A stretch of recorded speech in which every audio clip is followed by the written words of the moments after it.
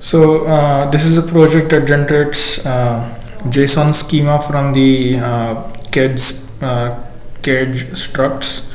So the need was to create a JSON schema so that can be used for VS Code LSP, VS Code or any other LSP, especially hooking into what guys from Gorkam's team are doing.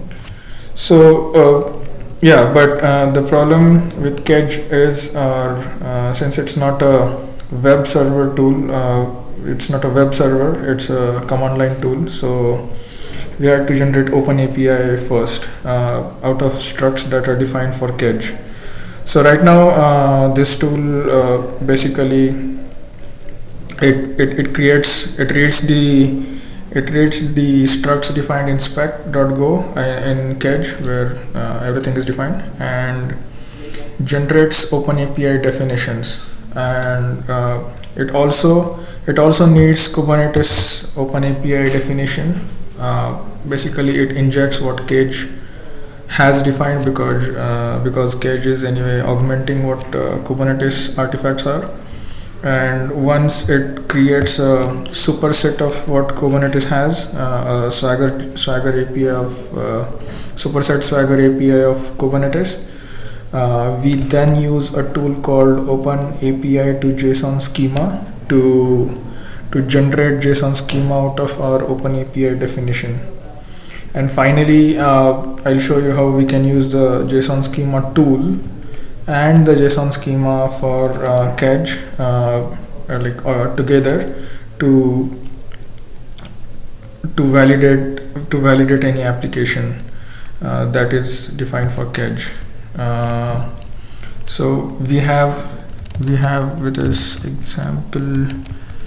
So this is in JSON because JSON schema, the tool, it needs JSON file, but we could easily convert it into YAML and back if we give a YAML file. So right now image is an important field that we have here, but I'll try to remove it and then we'll go through the process.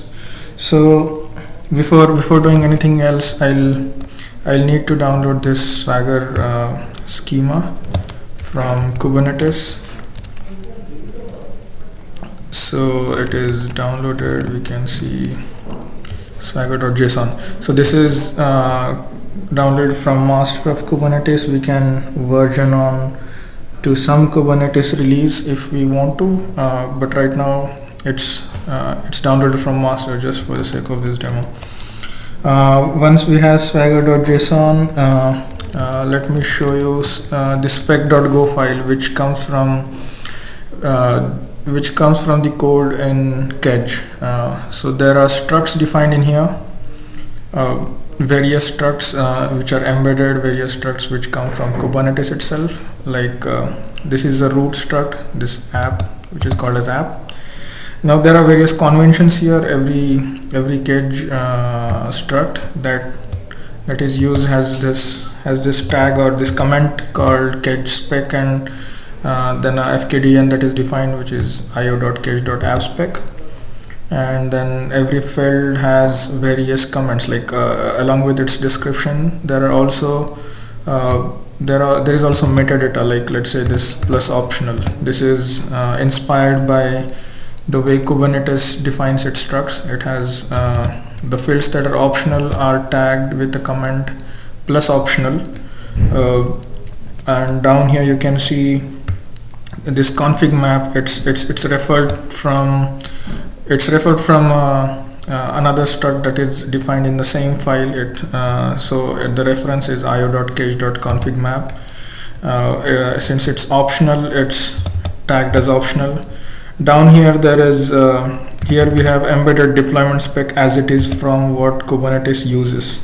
So here I have just tagged it as KTS, and the way Kubernetes tags its struct definition in this Swagger schema, like io.kts.api.extensions.v1 beta1/deployment spec.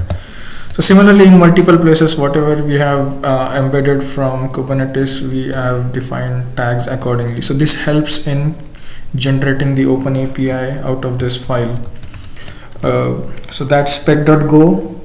There is a Go code that will read that Swagger JSON and spec.go, and whatever we read from spec.go, it will create some definitions that will be injected into the swagger.json, and then we'll get a big one, a superset of whatever Kubernetes has. So let me copy this from here. It also needs to get this other file that was recently added.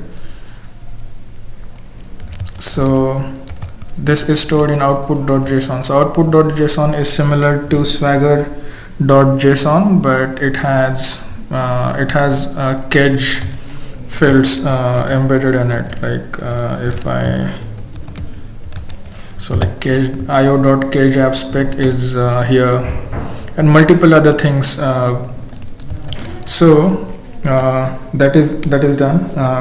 So let's see. Let's try to create configs out of it. mkdir configs, and then I'll run this command.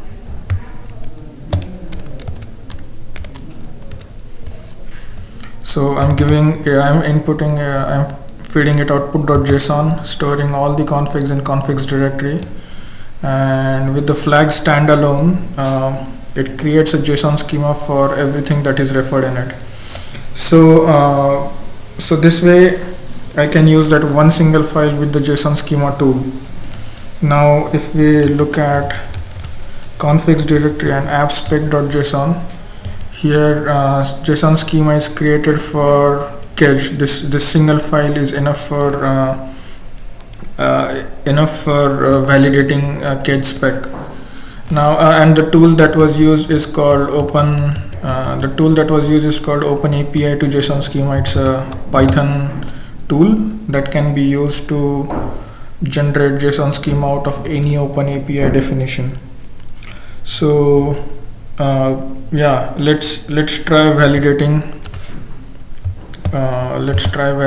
the example that we have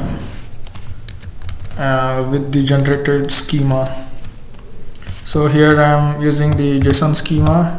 I'm feeding it the input file, which has some errors, and the appspec.json, which was generated just now using OpenAPI to JSON schema tool. So if you look at it, it gave two errors basically.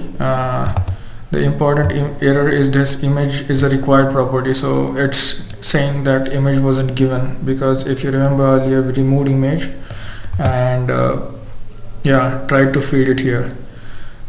This particular thing, template is a required property. I think it's coming from deployment spec.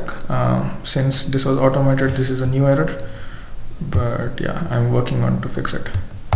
So this is what. Just to give more background, this tool was this tool had some manual things that were done, like the OpenAPI definition for Kedge was done manually before, but later a parser was added with some conventions around how do you write the struct definition. So this parser can now read that struct definition and create OpenAPI definitions for you.